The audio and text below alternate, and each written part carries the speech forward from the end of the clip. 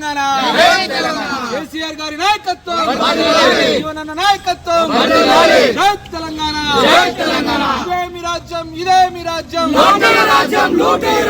ఇదే మీ రాజ్యం ఇదే మీ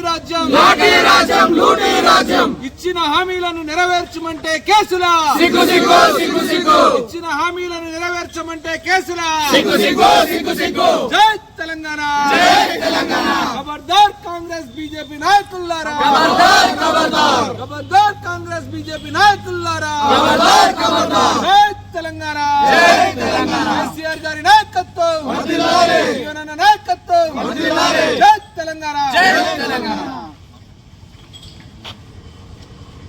ఈరోజు మరి గత ఎలక్షన్లలో ఇచ్చిన హామీలను నెరవేర్చాలంటూ మరి ప్రశ్నించినందుకు బీఆర్ఎస్ కార్యకర్తల పైన ఈరోజు అక్రమంగా కేసు పెట్టినారు. మేము ఇక్కడ నుండి ఒకటే చెప్తా ఉన్నాం, మరి మేము ప్రశ్నించింది ఆయన ఊరూరా తిరుగుతూ ఊరూరా వాగ్దానాలు ఇచ్చిన వాటిపైన మరి ఎమ్మెల్యే గారు ఇచ్చినటువంటి హామీలను నెరవేర్చమంటే ఈరోజు హామీలు నెరవేర్చే చేతగాక మరి ఈ రకంగా కేసులను పెట్టి ఇబ్బంది పెట్టాలని చూస్తూ ఉన్నారు. బీఆర్ఎస్ నాయకులకు ఈ యొక్క కేసులు కొత్త కాదు. మరి తెలంగాణ ఉద్యమంలో అనేకమైనటువంటి కేసులను ఎదుర్కొన్నాం, పోలీసులతోటి లాఠీ దెబ్బలు తిన్నాం, కాళ్ళు ఇరుగొట్టుకున్నాం. అయినా తెలంగాణ వచ్చేంత వరకు విశ్రమించలేదు. ఇప్పుడు కూడా బాజాప్తా ఆర్మూర్ నియోజకవర్గం తరఫున మరి ఎమ్మెల్యే జీవనన్న గారి ఆధ్వర్యంలో ప్రశ్నిస్తూనే ఉంటాం. మీరిచ్చిన హామీలన్నిటినీ నెరవేర్చేదాకా మీ వెంట పడుతూనే ఉంటాం. ప్రజలందరి వల్ల మిమ్మల్ని చూసి సిగ్గుపడతా ఉన్నారు, మిమ్మల్ని చూసి చాలా బాధపడుతూ ఉన్నారు. అనవసరంగా వీళ్ళక మేము ఓటేసిందని చెప్పేసి ఇప్పటికైనా ఎమ్మెల్యే గారు కళ్ళు తెరవాలా, ఊళ్ళల్లోకి రావాలా. నువ్వు మిర్దపల్లి పోతే ఏం హామీ ఇచ్చినావు, గోవింద్పేట వెళ్తే ఏం హామీ ఇచ్చినావో బాజాప్తా సంవత్సరం లోపు 10 చొప్పున ఇండ్లు ప్రతి సంవత్సరం కట్టిస్తాన్నావు బిడ్డ, కట్టించు. ఇంకా అనేకమైనటువంటి హామీలు ఇచ్చినావు. నీకు చేతనైతే మరి ఈ హామీలను నెరవేర్చే క్రమంలో పనిచేయడానికి మరి అధికారులను ఉపయోగించుకోండి. కానీ ప్రశ్నిస్తే మాకు 5 ఏళ్ళు అధికారం ఇచ్చిర్రు, మేము ఏం చేసినా నడుస్తుందంటే మళ్ళీ వచ్చేది బీఆర్ఎస్ ప్రభుత్వమే, బీఆర్ఎస్ అధికారంలోకి వస్తుంది. తప్పకుండా ఈ 5 ఏళ్ళు మీరు ఇచ్చిన హామీలన్నిటినీ నెరవేర్చే వరకు మీ వెంట పడుతూనే ఉంటాం. ఈరోజు బీఆర్ఎస్ కార్యకర్తలందరికీ కూడా జీవనన్న గారు ఒకటే సందేశం ఇచ్చారు, మీరు ఎక్కడ కూడా అధైర్యపడద్దు.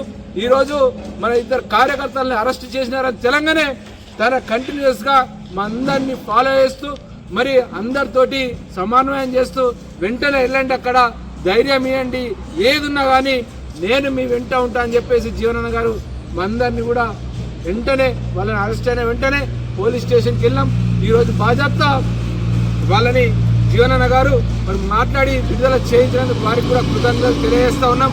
మేము ఒకటే చెప్తా ఉన్నాం, మేము చేసింది ఏమిటి, మేము అడిగింది ఏమిటి, ఏదైతే మీరు గతంలో ఇస్తామన్న హామీలను నెరవేర్చాలని చెప్పేసి అడిగినాం, కానీ ఇంకా వేరే ఏం మాట్లాడలేదు.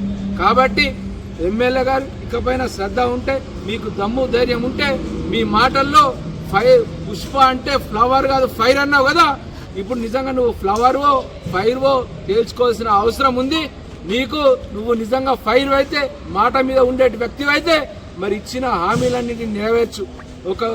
ప్రతి ఊర్లో ప్రతి స్కూల్లో బాత్రూమ్లు కట్టిస్తాను హామీ ఇచ్చినావు, ఎక్కడికి వెళ్ళింది నీ హామీ, ఎక్కడ కట్టించినావు? ఎక్కడన్నా చూస్తే ప్రెస్ మీట్లలో ఎక్కడ లేని బాధ వ్యక్తం చేస్తారు ఈ ఎమ్మెల్యే గారు.